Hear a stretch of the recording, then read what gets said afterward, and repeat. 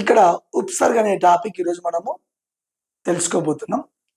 ఉపసర్గ దీనిని ఇంగ్లీష్లో ప్రీఫిక్స్ అంటారు, తెలుగులో ఉపసర్గం, ఉపసర్గ అని కూడా అంటారు.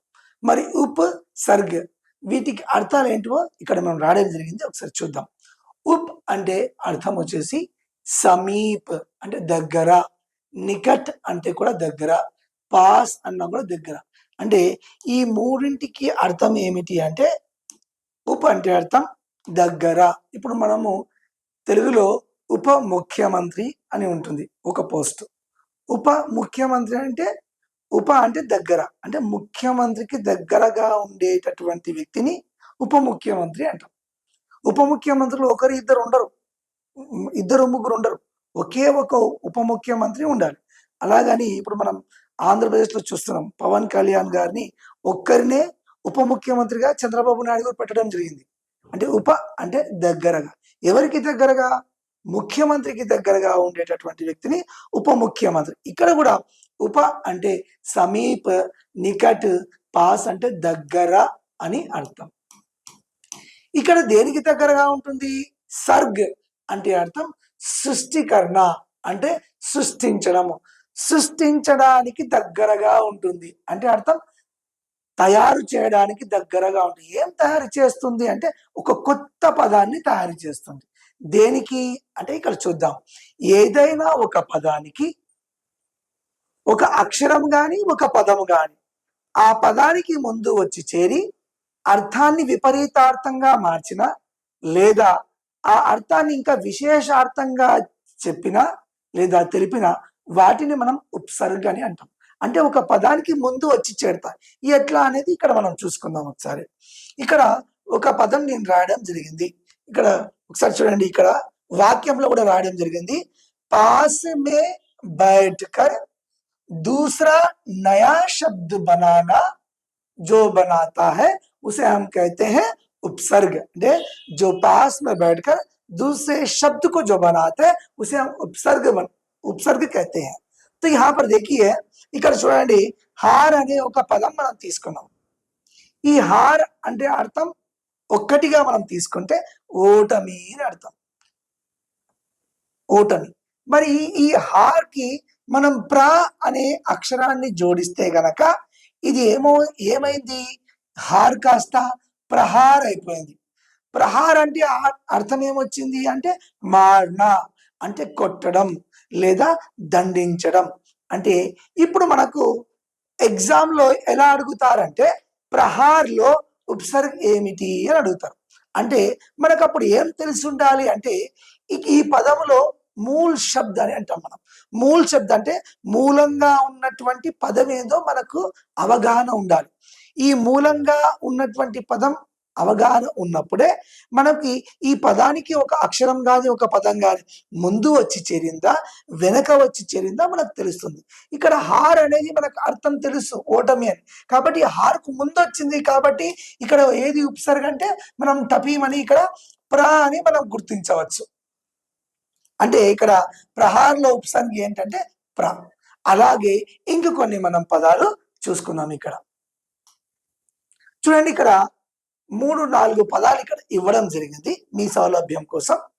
ఇక్కడ న్యాయ్ అనే ఒక పదం ఉంది, ధర్మ అనే ఒక పదం ఉంది, సత్య అనే ఒక పదం ఉంది, పడ్ అనే ఒక పదం ఉంది. వీటికి ముందు ఆ వచ్చి చేరింది, ఈ ఆ అనే అక్షరం వచ్చి చేరింది అనుకోండి, ఏమవుతుంది? అప్పుడు ఈ న్యాయ్ కాస్త అన్యాయ్ అయిపోతుంది. అంటే గమనించాలి, ఇక్కడ మూలంగా ఉన్నటువంటి పదం అంటే ప్రధానంగా దాగి ఉన్న పదాన్ని, ప్రధాన పదాన్ని మీరు గుర్తుంచుకోవాల్సి ఉంటుంది. ప్రధాన పదం మీకు తెలిసింది అనుకోండి, ఈ పదానికి ముందు వచ్చి చేరిందా ఒక పదం, వెనకాల వచ్చి చేరిందా, అది మీరు గుర్తుపడడానికి ఈజీగా ఉంటుంది. కాబట్టి ఇక్కడ న్యాయకి ఆ వచ్చి చేరింది కాబట్టి ఇది అన్యాయం అయిపోయింది. అంటే ఇప్పుడు ఏం చేసింది? పదాన్ని వ్యతిరేక పదంగా మార్చేసింది ఒక పదం వచ్చి. అంటే ఉపసర్గలో 2 చేస్తాయి, ఒక పదాన్ని వ్యతిరేకార్థంగా మారుస్తాయి, విశేషంగా అర్థంగా కూడా మారుస్తాయి. ఇంకొకటి చూద్దాం. ధర్మ, అదే ధర్మ ముందు ఆ వచ్చి చేరి ఇది ఏమైపోతుంది అప్పుడు అంటే అధర్మ అవుతుంది. అంటే అధర్మం. ఇక్కడ ఆ అర్థం ఏమిటి అంటే నిషేధము, లేనిది అని అర్థం.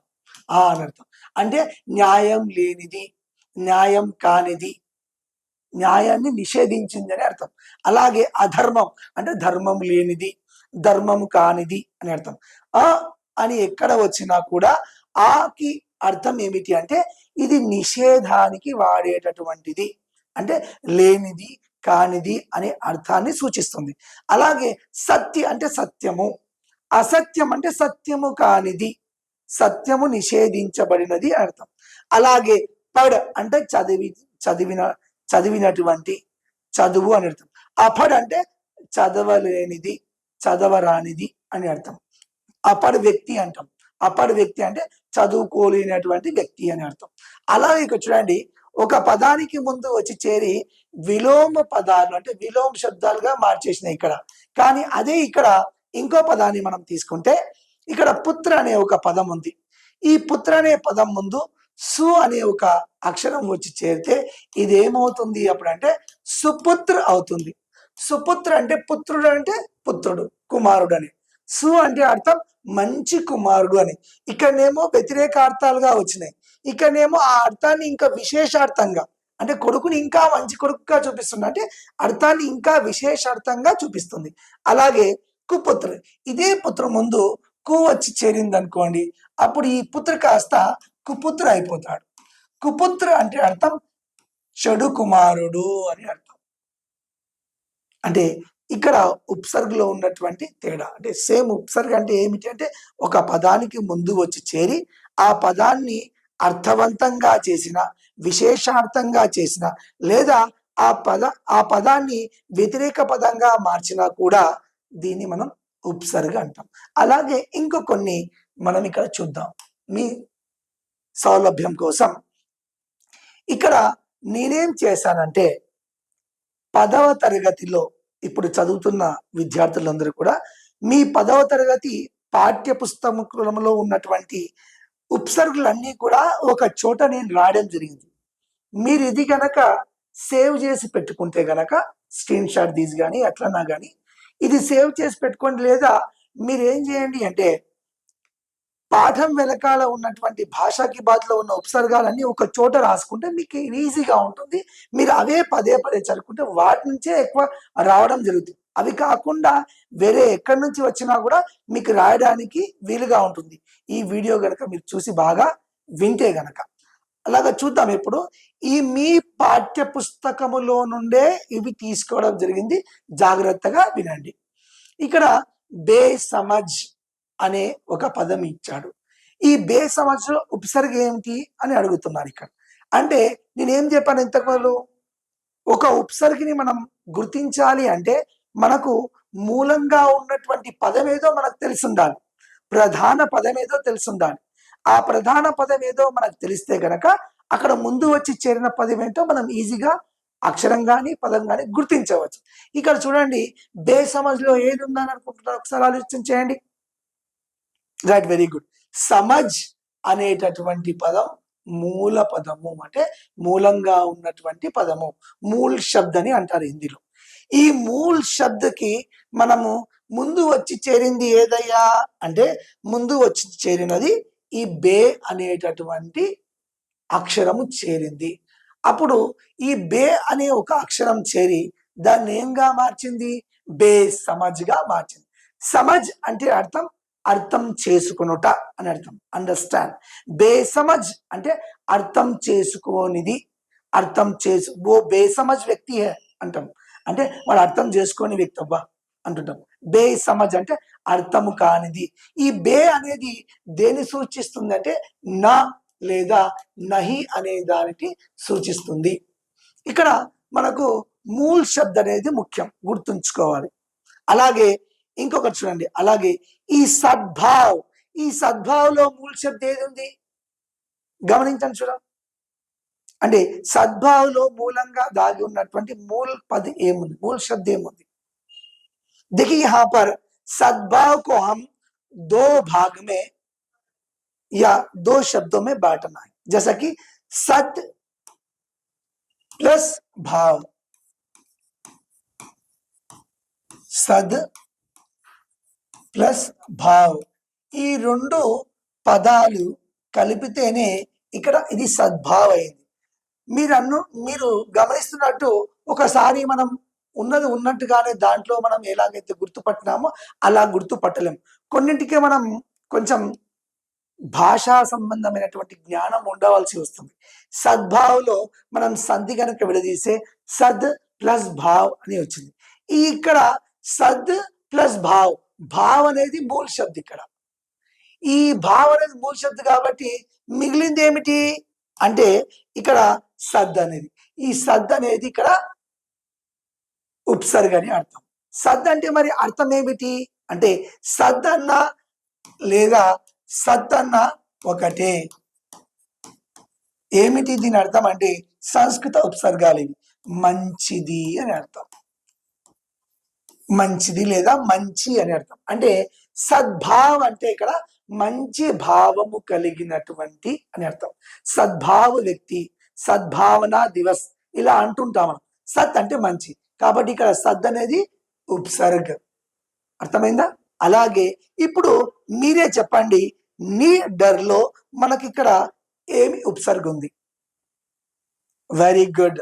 నీ డర్ అన్నప్పుడు మూల శబ్దం మనం గుర్తించాలి. वो मूल शब्द क्या है? डर है. डर అంటే భయపడుట. మరి ఇక్కడ నీ అంటే అర్థం ఏమిటి?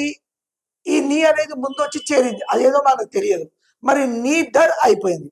నీ డర్ అంటే భయము లేకుండా అని. నీ అంటే అర్థం లేకుండా అనేటటువంటి అర్థాన్ని ఇస్తుంది.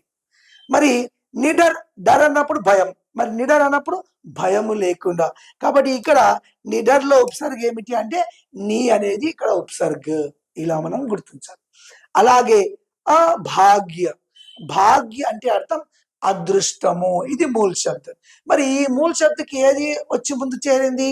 ఆ అనే అక్షరం వచ్చి ముందు చేరింది. కాబట్టి ఇక్కడ ఈ పదంలో ఏది ఉపసర్గ అంటే ఆ అనేది ఉపసర్గ.